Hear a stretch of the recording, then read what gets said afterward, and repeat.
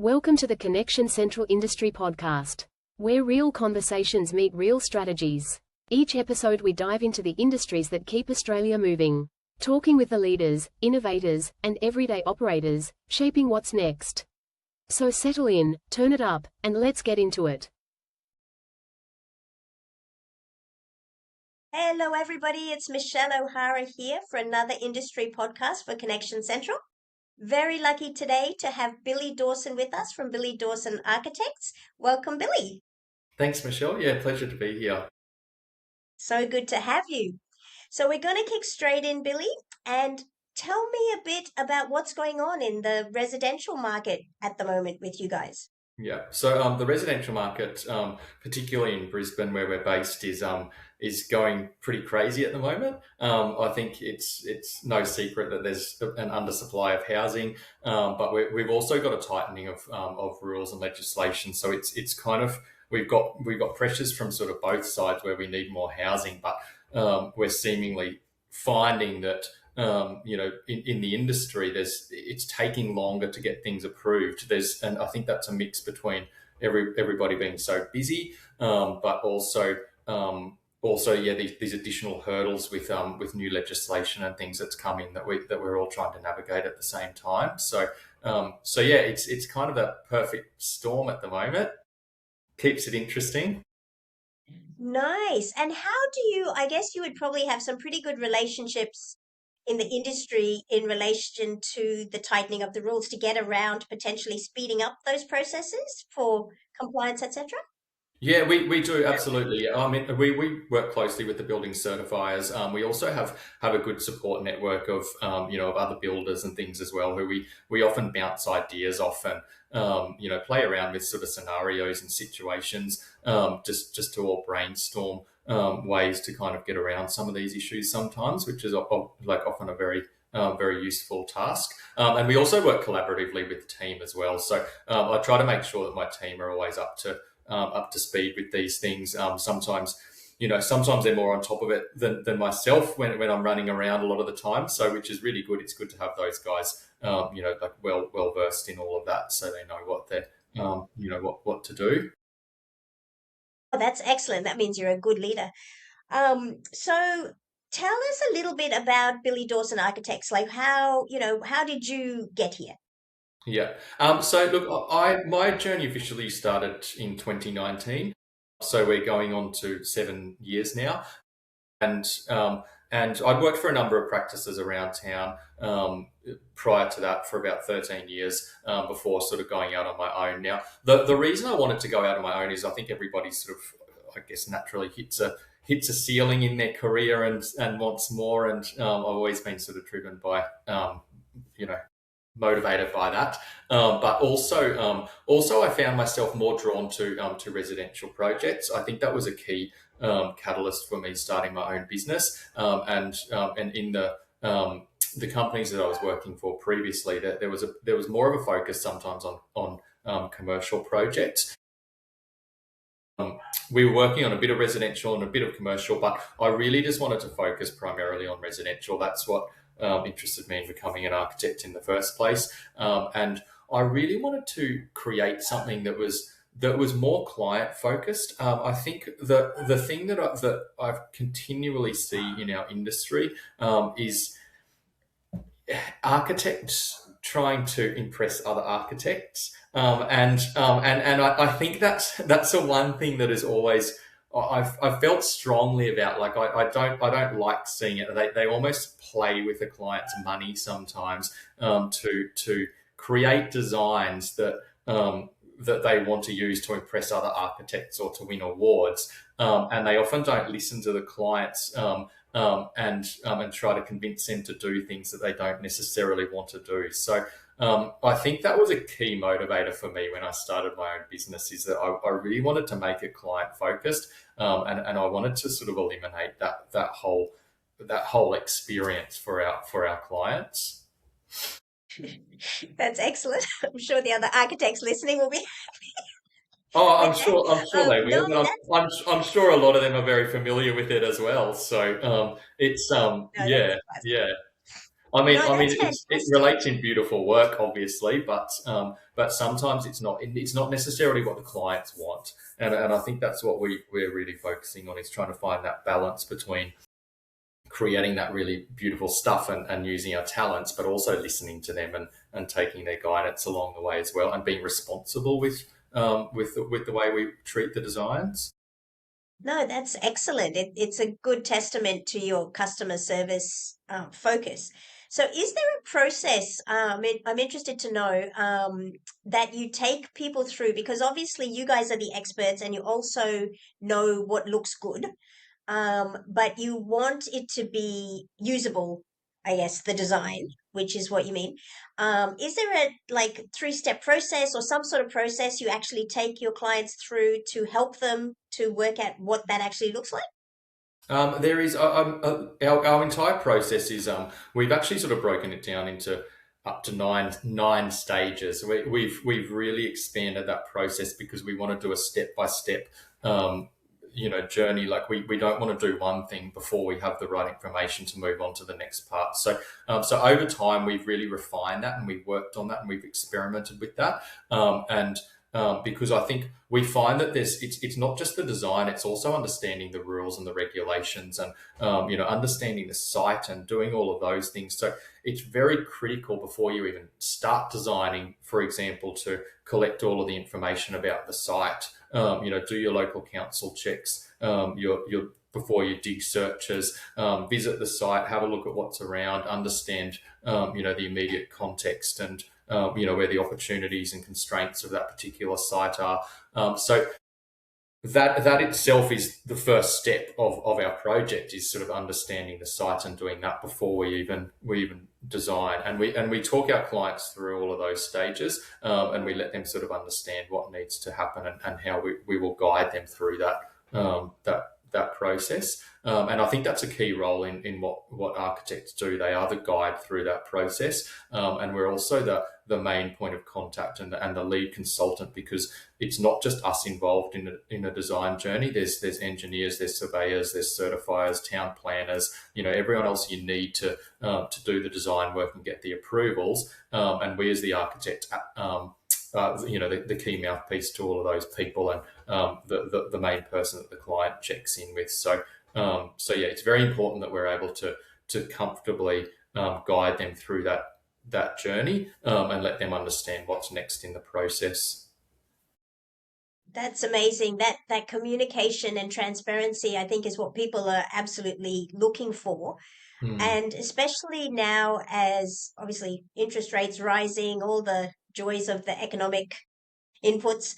How are you finding, are customers' expectations sort of higher in relation to the value that they're looking for, like with costs rising, and the time, to do things? How are you finding all of that in the market, and how do you deal with that? Yeah, I think it varies client to client. Like some people who have done their research, or they might be sort of related to the industry, they have a little bit more of a know-how. But we're in a very interesting time ever since sort of COVID, where things have just continued to creep up, and timeframes have continued to get a little bit longer. So unless you're really looking, and doing your research at that right time, it is easy for people to get lost. Like sometimes they might have spoken to someone who's done a renovation 2 years ago, and the advice that they get from that person is totally different to the market that we're facing today. So yeah, it's always changing, and part of our job is that's the very first thing we do actually, is to try to discuss via a phone call before we even visit the site. I like to just understand the client's brief, what they're hoping to achieve, get a really good sense of what they're looking to do. If it's a renovation project, we'll look up the place online, get a sense of the house, and then with them we'll work out a bit of a budget and a timeline, and I'll discuss that with them to see if they're sort of comfortable, or that sort of meets their expectations as well. So we like to sort of establish that feasibility of the project, and make sure those expectations are aligned before we even sort of offer to I guess be part of a project, because I think that's very, very important, and that will save a lot of heartache for both parties, really. Yeah, no, that's excellent. That's excellent advice for others too, to really get clear on what the client needs and how you can potentially or not help them as to whether you should even go forward, right? I think that's and as we all become time poor because there is so much going on, I think that's a really good way to look at it in order to, make sure you've got the right clients coming through and it's a good fit going forward as well, right? Yeah, exactly. Nice. I liked how you mentioned that you're sort of that main focal point um for the client going forward. Do you all get involved with the trades and such as well once that all gets going? And do obviously with builders, etc., they are all very busy too. So how do you manage all of that side of things? Yeah, it's a good question, and we often get asked that by a lot of our clients as well. So we're more of, I guess, the manager of the design team. So the design team consists of your engineers. It consists of your building certifiers, your surveyors. There's soil testers. There's all those guys that are needed for us and the engineers and all the other parties to prepare their drawings and then get those plans all certified and stamped, ready for approval. So our official role in managing that design team kind of ends when the client sign a contract with the builder. So once is a building contract is signed, the builder will then assume a similar role to what we've been doing, but they then manage the trades. So their role is to actually manage the electricians, the plumbers, all, like the carpenters, all of the guys on site. And our role in that construction process, we sort of more slide off to the side, and we're there for design consultancy advice. So we're there for the builder or the client if they have any questions during construction, if they need anything clarified on the drawings, and most importantly, if something changes or the client may decide to change the design during the build, which happens. They have a change of heart on something, and so they need to re-inject us back in, and we need to quickly get all the plans redone and finalized for the builder. So that's our role during the build. We're not managing the trades. That's very much the builder's role, and he sort of takes responsibility for all of those trades as part of their service. Fantastic. Oh no, that's really good. I think it's helpful for anyone listening to understand, the lanes that people sit in, because sometimes when you're a very good communicator, I'd find that they would come to you for everything and Well, not and they realize that, often do, yes, yeah, and and it's we have to be careful with what we can answer sometimes because yeah, we can't really speak on behalf of others, but we can always direct someone to the relevant party who might be able to answer that question more specifically. no. Nice. Mm. So I'm assuming then that you have some really good relationships with certain builders, who you work with quite often and stuff like that, so that you trust each other and know that they're going to do a good job. They understand you. Is that Yeah. sort of how you build your business? Yeah, it is. So we've got a couple of builders who we work with very closely, and that relationship is just naturally sort of formed over time. Yeah, and it's good to have that team who you know is honest and quotes honestly, maintains good relationships with the client, and when you've seen them do that and come out the other side with like a lot of successful projects that you've worked on together, and we're still all talking and we've still got a really good relationship. It's really great. It just makes the whole process a lot more seamless. So we do work. Oftentimes, the clients have their own builders who they prefer to work with as well, and we're happy to work with them as well. I'm always keen to meet new people and see how they operate as well. But in the case that the clients don't have their own builders, we're happy to facilitate some introductions to some of our preferred builders, and we normally like to introduce them to two or three parties, and we actually allow them to engage in conversation with the builders and everything, so the clients actually um, almost arrive at their own decision as to who they want to move forward with. Nice. Oh, that's good. So what would be the percentage of coming through you first or coming through builder first? Generally, it's a much higher percentage of coming through me first, maybe 90%. That we do get referrals from builders.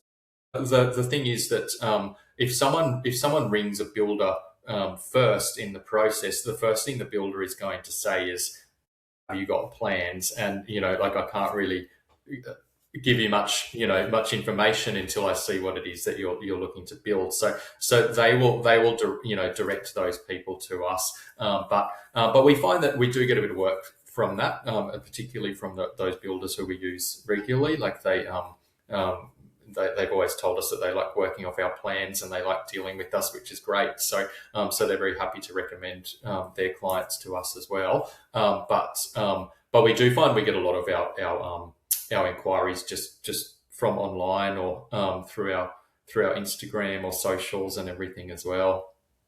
Mm, very good. And I would imagine, I know that when I'm standing around the netball court, that all the mothers are talking.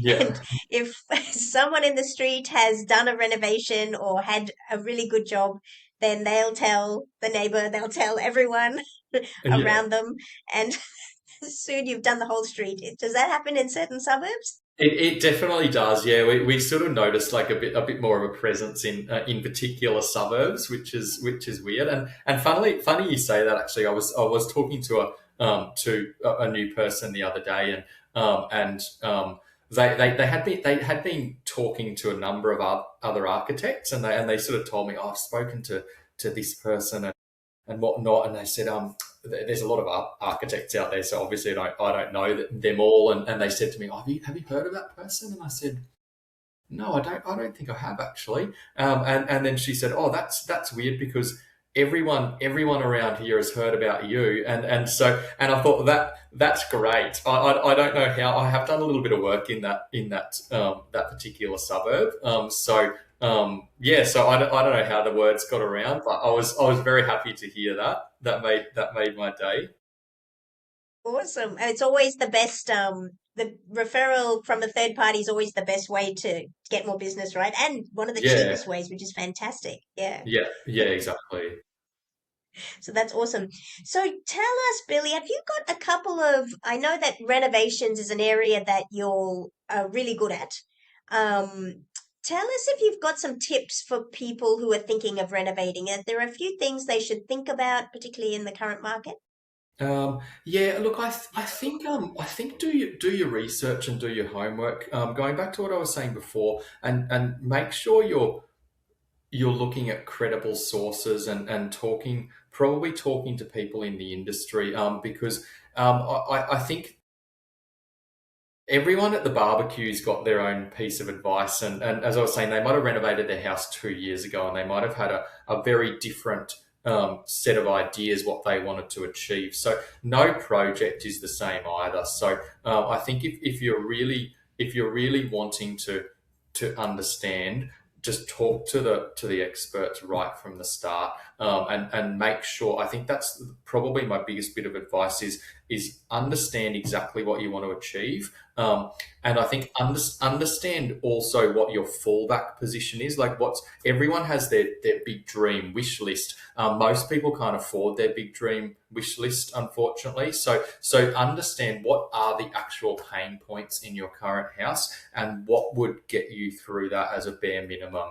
Is it one more bedroom? Is it the flow? Like what's paining you about your house, and really understand that. And then when we talk, we can sort of weigh up the options of the grand approach, and sort of say, well, I think it's going to cost you this much, but we could fix these problems for this much, and I guess, yeah, I guess it's working out what's that bare minimum requirement, what's that grand requirement, and then talking to the experts and placing value on both of those options so you can decide which way to proceed from there. Oh, that's great advice. That's really good. I like that because yeah, it's true. When I listen in on these conversations, it is very much the grandiose, basically changing the whole house. But really, like you said, they can really probably only afford this piece, and so to make sure that's really good advice. I really like that. Do you find that and this will probably be an annoying question, but shows like the block Hmm. Yeah, yeah.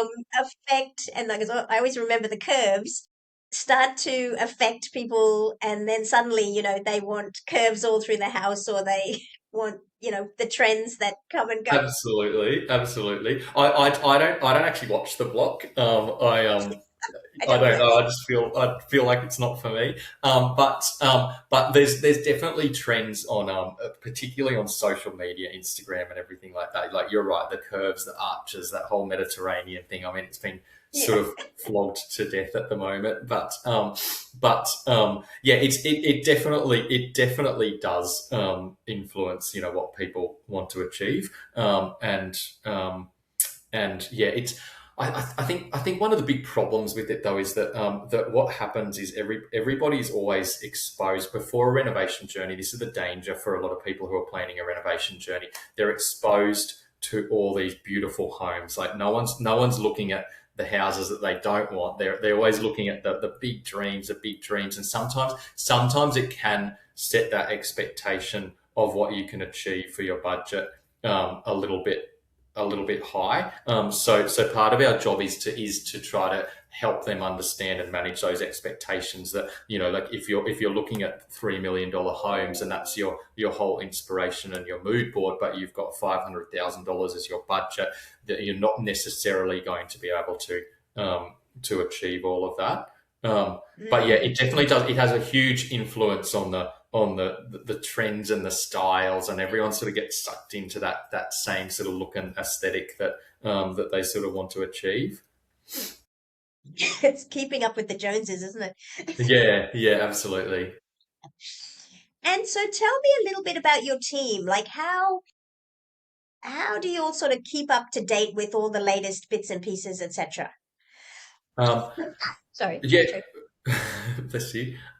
We have a team, quite a young team, and I've intentionally kept it that way. Actually, I like to I like to sort of I guess train people and have them grow sort of under our mentorship.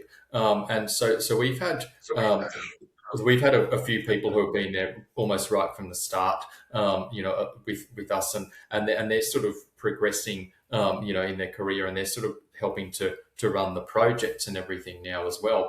But yeah, I've found a lot of good out of just hiring sort of graduates, fresh graduates, even a couple of students right at the end of their degree, and I think they bring a real like enthusiasm and a willingness to want to learn. I very much hire on attitude more than anything, and I've had a lot of success in hiring that way.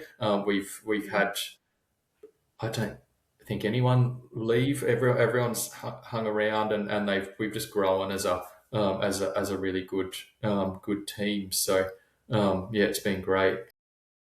Wow, you must have you say that as such a throwaway comment, but you must Mm, have a very good culture in order to keep people that long, because obviously staffing is the biggest challenge for most of the businesses now. So, is there yeah. something you're doing with your team that sort of, I guess, keeps them motivated? I guess I try to be present for them, and I try to check in with everybody where I can.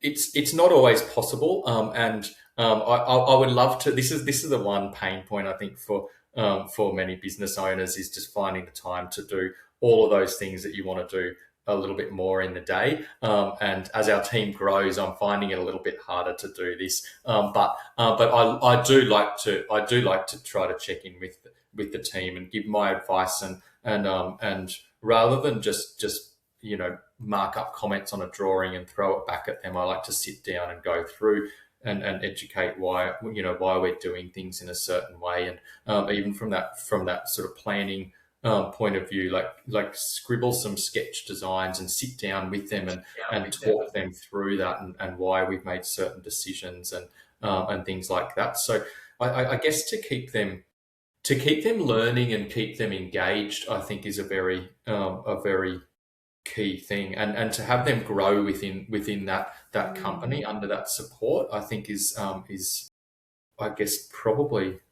what we're doing right, I guess. You're definitely doing something. I don't think you even realize you're doing it right, but you are. Yeah.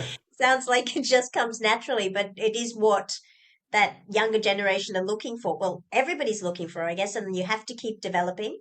Are you utilizing AI at all with your processes in any sort of way at this stage? Not really, no.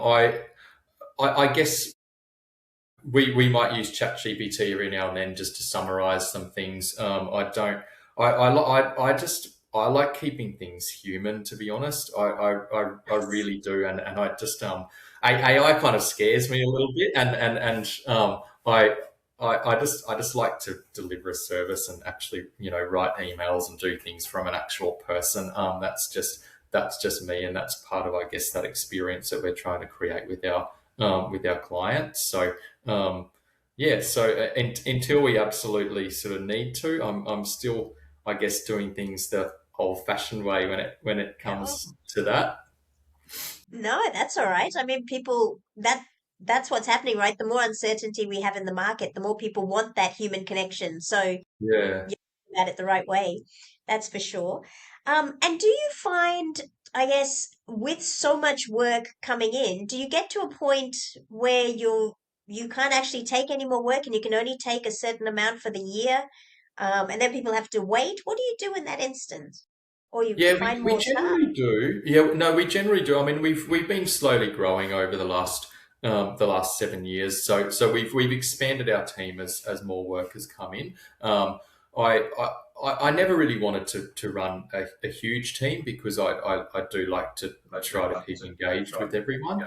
So we're probably at maximum capacity, but when we do get those a real influx of work, we do have to just say no to some people. And there's some projects that are not really suited for an architect, and so we look for the ones that are probably the easy no's, where it's not really design based. It's something that could probably be managed, by talking to a builder and having them and their draft person just draw on the plan what you want. So we try to be able to service the people who, I guess, genuinely sort of need our service still, and we might just have to say no to the odd few ones that probably don't quite align with what we do.